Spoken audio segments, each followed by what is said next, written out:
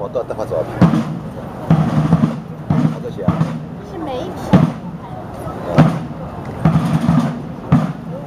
在想呀。在想啊。独立风呀，最多嘛。这修啥呀？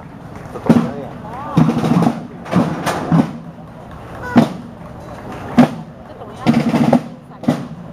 华盛顿为啥？Now, ladies and gentlemen, City Representative and Executive Director of Wawa Welcome America, Melanie Johnson.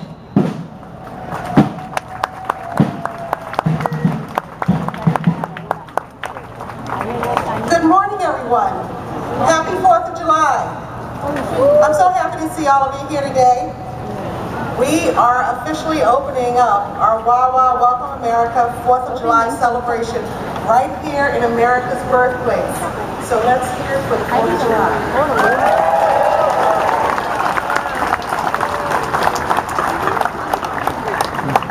This is the final day of 11 days of Wawa Welcome America, and boy, do we have a lot for you. We'll talk about that a little later today. Just think, 235 years ago, right here at Independence Hall, America's liberty was born. Right here in the city of Philadelphia, where the revolutionary idea that every man, woman, and child had a natural right to life, liberty, and the pursuit of happiness. The Declaration of Independence. This was the really big idea that ignited the American Revolution and transformed 13 bold British colonies into the 13 original United States. And it all began here on July 4th, 1776. Now on this day, July 4th, 2011, we'll begin with an invocation delivered by the Venerable Moni from the Khmer Buddhist Humanitarian Association of South Philadelphia.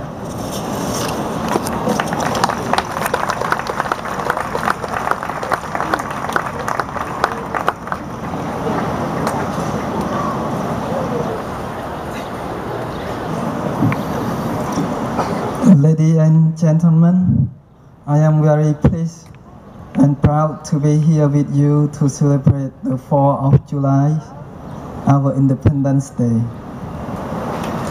I am happy to see all of you and hope that you feel as proud as I do to be part of this great country. As you all know, being an independent country gives us right, privilege, freedom, and peace. It binds us as a nation and gives us power on the world stage.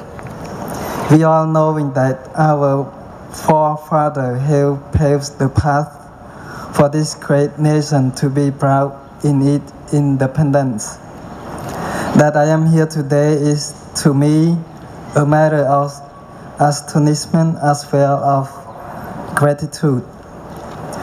As the Buddha have taught that there are no other happiness higher than the happiness of freedom and peace. To be part of this great event, I would like to invite the monk from the Cambodian Buddhist temple to bless our nation peace and happy. And as part of blessing of this celebration in Pali as follows. Som Nimon Chayantao.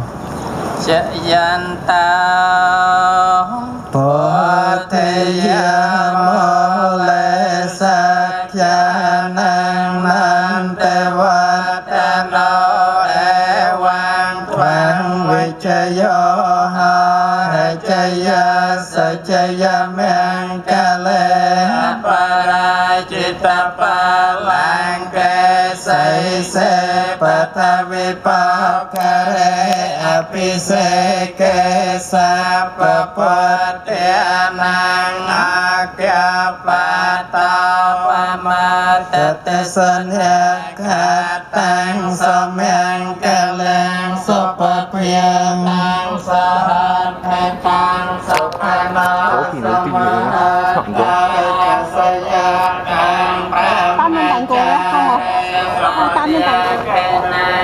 Sayakang Mang Vijayakamang เตียคืนังปัจเตียคืนังมโนกรรมังปฏิทิเตปัจเตียคืนังปัจเตียคืนังมิขันติ停地，停地啊！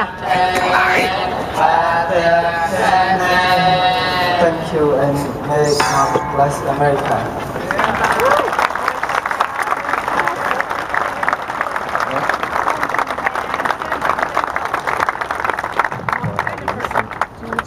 That's okay, I'll just get this. Ladies and gentlemen, please stand Thank you. for the presentation of the colors.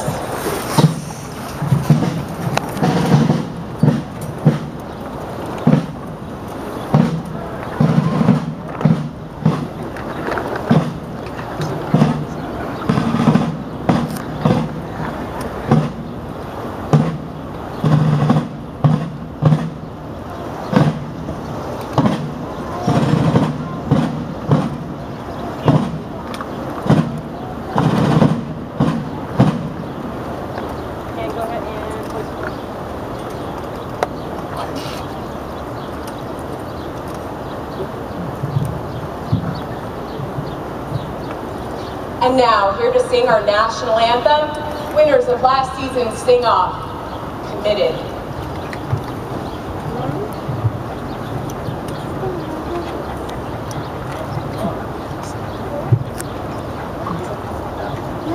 Oh, say, can you see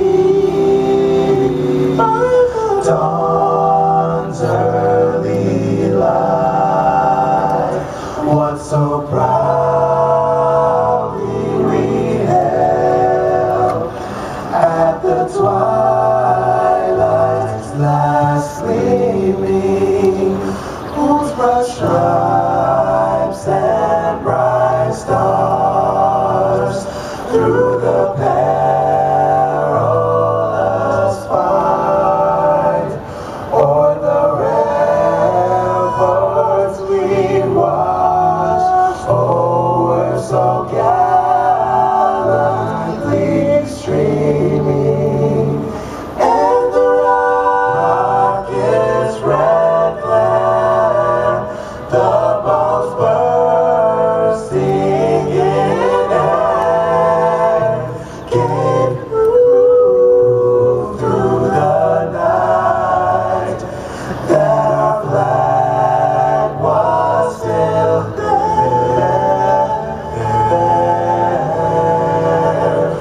Oh, say, does that star-spangled banner yet wave o'er the land of the free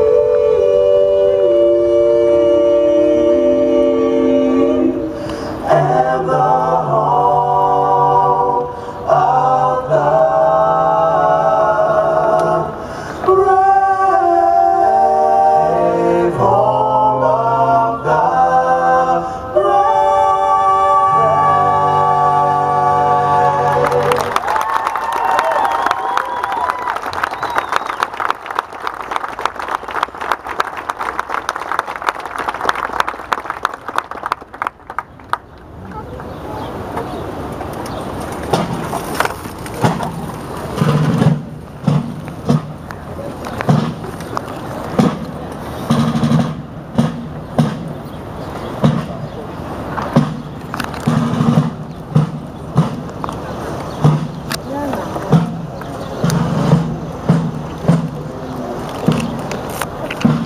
Thank you. That was really wonderful.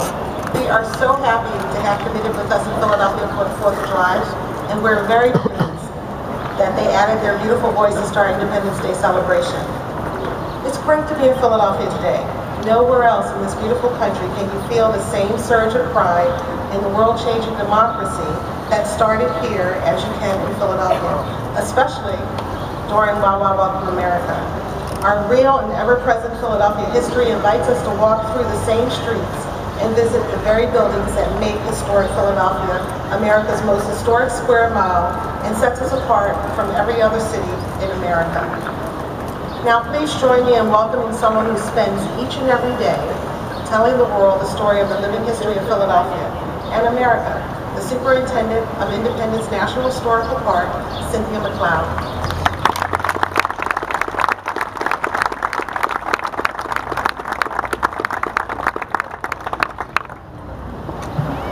Good morning. On behalf of the men and women of the National Park Service, welcome to Independence National Historical Park, the most profound, historically relevant place for celebrating our nation's birthday. Happy birthday, United States of America.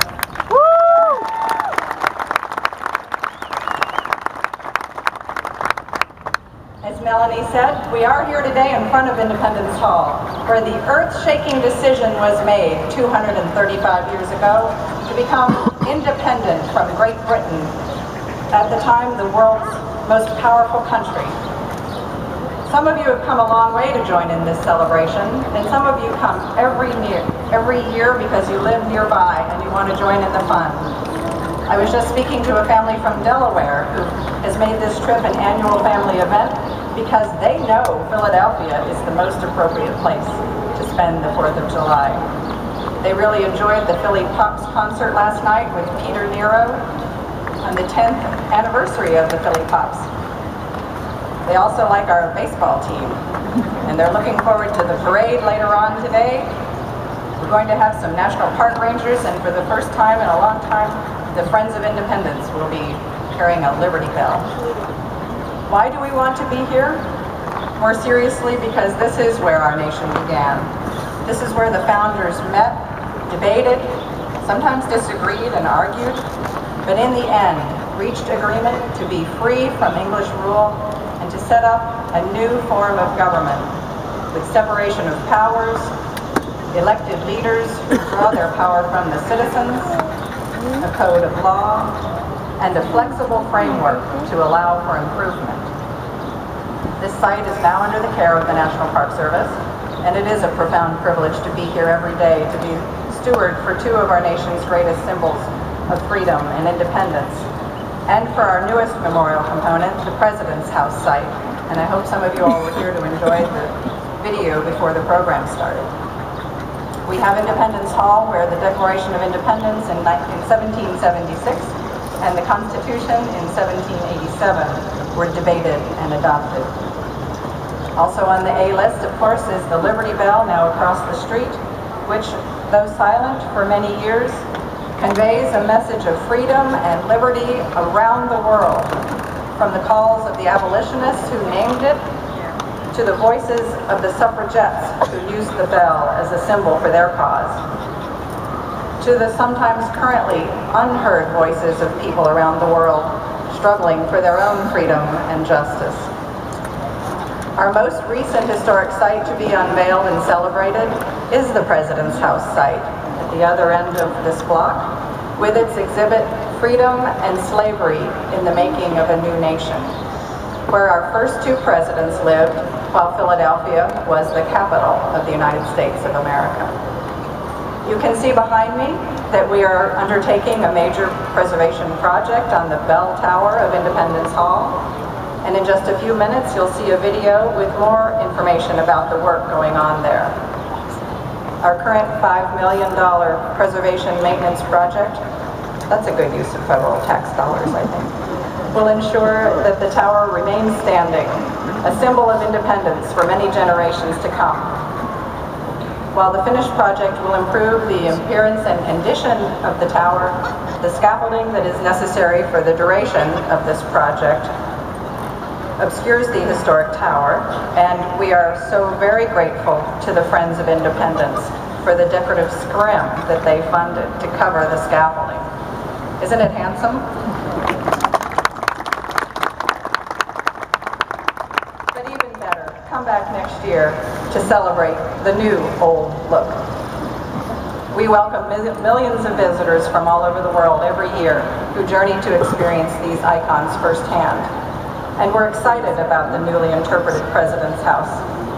We know that it too will become a favorite for millions who can learn the stories of the 9 enslaved persons who toiled there, as well as the stories of the precedent-setting first two presidents, Washington and Adams, who lived and worked there. Our recognition of historic figures who helped create our nation is ever increasing. We now give name to people who were not considered citizens and had no voting rights. People like those 9 African and African Americans who were enslaved at the President's house site. People like Oni Judge, who escaped to freedom, and Hercules, whose skill as a chef was celebrated, but who valued freedom more than existence as a slave, and Maul and Christopher, who never tasted freedom. The historic community includes those who worked to set them free, people like Richard Allen and the entire community of free Africans in Philadelphia, who provided safe haven for those escaping the horrors of slavery. Today we celebrate all of our nation's citizens, from our founders and early settlers to our nation's newest citizens. On July 1st, just next door here in Congress Hall, we held a naturalization ceremony for 30 new citizens. And this afternoon at 2 p.m., we will invite 2 of our nation's newest citizens to join in the annual symbolic tapping of the Liberty Bell, along with descendants of the signers of the Declaration of Independence. Our nation stands today as the greatest nation in the world because of the strength of our citizenship, a strength that grows with our diversity. As you visit the park today, whether you're here for a few hours or a few days, whether you're a frequent visitor or this is your first time here, I hope you enjoy your stay. And I hope you learn something you didn't know before. As you're visiting these historic, iconic places, I invite you to take a moment to reflect on those events that took place here 235 years ago. Listen to those voices of our smart and audacious founders, and listen for the voices of those whose names you may not previously have known. Stop and take a look around, too, at all the people around you, because these buildings and artifacts are powerful symbols of our nation, its potential then and its potential now. But each of you, and all of us, are what the founders called "we the people." And together, we pledge allegiance to the flag of the United States of America, and we work for liberty and justice for all. Happy 4th of July.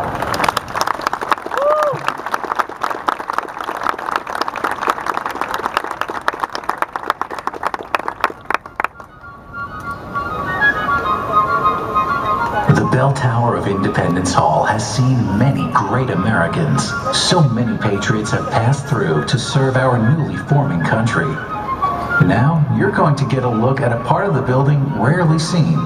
The 8 levels of Independence Hall's tower. One American patriot you may never have heard of lived and worked inside this tower and gave voice to our liberty.